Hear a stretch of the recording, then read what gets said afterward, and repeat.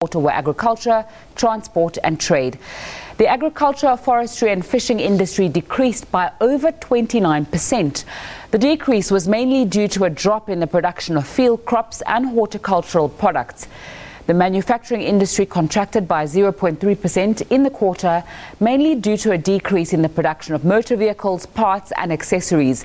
The main positive contributions came from the mining industry and finance, as well as real estate and business services.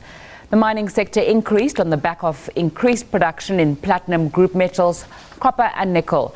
The economy will likely grow at a much slower pace this year than was initially thought. Now, the two-day summit in Beijing draws to a close today. That's FOCAC. The event heralded a $60 billion investment in Africa over the next 3 years and a debt cancellation from the least developing countries that have relations with China. A short while ago, President Cyril Ramaphosa addressed the summit. He thanked his Chinese counterpart Xi Jinping for investing in Africa. We have announced today new measures of cooperation that directly address Africa's needs and that will produce tangible benefits for the people on the African continent. We were pleased to learn that all of the $60 billion that were pledged by President Xi in 2015 has been allocated to projects, and many key projects have been completed, and a number are in the process of being completed as well. Giving credence to the notion that FOCAC is an action-oriented type of partnership between Africa and China. We sincerely thank President Xi and the Chinese government for availing funds to assist Africa in critical identified areas such as infrastructure development, industrialization, the oceans economy, science and technology, health and education, and skills acquisition.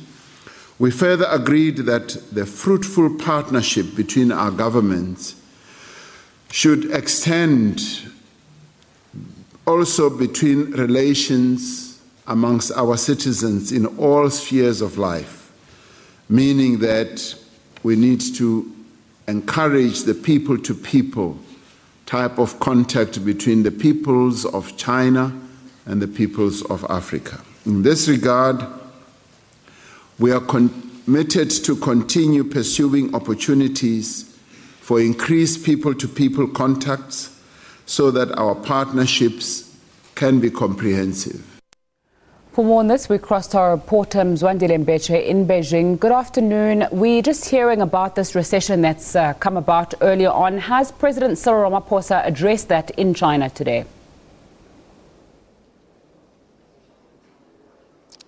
Thank you very much, Nzinga. The news had just broken that South Africa has gone into a technical recession, and it was a few hours before the press conference that was earlier scheduled that was addressed by the three presidents. So we haven't yet got an official response from the president or the Minister of Finance, because Minister Ntlantla is also attending the forum. But what we're hoping to do, Nzinga, is that as soon as we conclude the proceedings here, this is where the press conference was being held, we will then try and contact Minister Ntlantla. We've already made inquiries, and it looks like we may be able to get that official reaction. But please bear in mind as well that here in China right now is 8 o'clock, so we're racing against time to try and at least get to inform South Africans what the official position of the government of South Africa is with regards to this bad news. Okay, let's come back to the FOCAC now. It's wrapping up, and we've seen a large majority of our South African cabinet. We've told at least 10 ministers there, and African presidents, someone wryly commenting that more African presidents attended this event than AU events. Talk to us about how it wrapped up and what resolutions perhaps came from these meetings and discussions.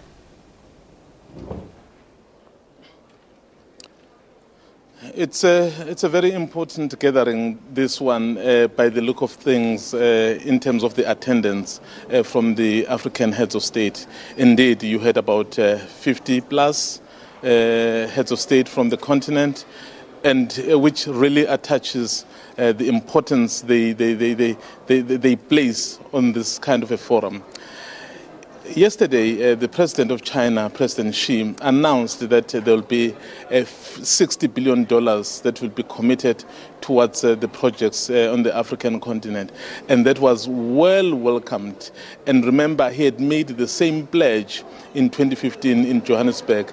And he also was able to give a report back insofar as how much has been used and what else is still outstanding. So that money has all been allocated, and the projects have been allocated, and all of those things.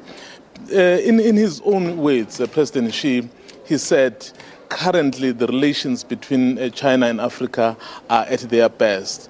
But what I really got as a sense, Nzinga, is that given the previous accusation that China was really perhaps colonizing the African continent, there was an insistence, rather, there was an emphasis on the fact that whatever cooperation is happening, that is happening, so these countries must maintain their sovereignty. So you can see that they are very well aware that despite these good relations that exist between them, so the accusations or suspicion that perhaps China may want to somehow control them are out there in the public. And I think that's why the Chinese president made it clear that everyone has their sovereignty absolutely intact. So this is the cooperation that everyone agrees that must happen. Of course, our president as well, who is the outgoing chair yesterday, making it a point to say we are in this relationship knowing exactly what's it in for us.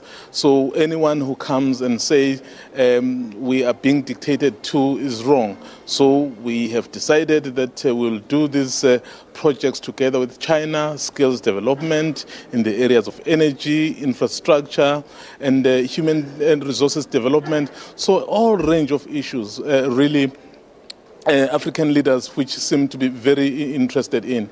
And the incoming chair, the co-chair from the African side, who the President Macky Sall of Senegal as well, saying they are looking forward to strengthen this relationship. And what was interesting from President Sall as well is that he promised that by the time this summit meets in 3 years, they will also be able to account for the $60 billion that China has promised in this summit. Mzwandile, very briefly before we wrap up, we know that there's $60 billion of investments that are coming from China onto the African continent. Have there been discussions between the African leaders there that you've heard of where cooperation between people on the continent is strengthened on the back of these relations and money that's coming in among people on the African continent? I can think of an example like the free trade agreement that was discussed earlier. Have we been hearing more about that, or is it more focused on China and Africa?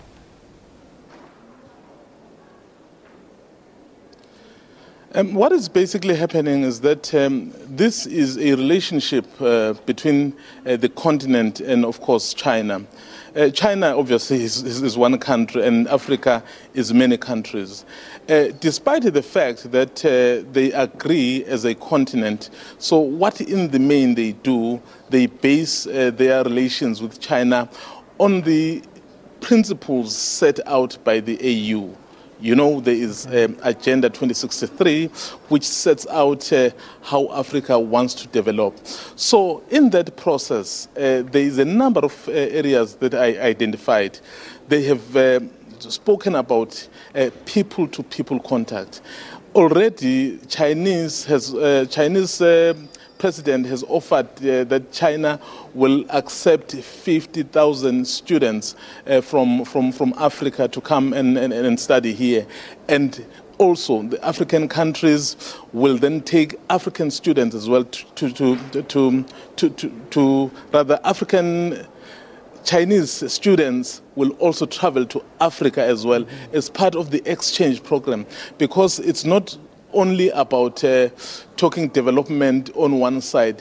This relationship must then benefit all, and in the process of this relationship benefiting everyone, they must also get to understand what exactly, who exactly China is and exactly who is Africa. Because once they are able to understand each other at that level, it will even be easier to work together, especially because they claim currently that their relations are at their best. Thank you very much. Mzwandile Mbeje live from China for us covering that FOCAC forum that wraps up today. Let's come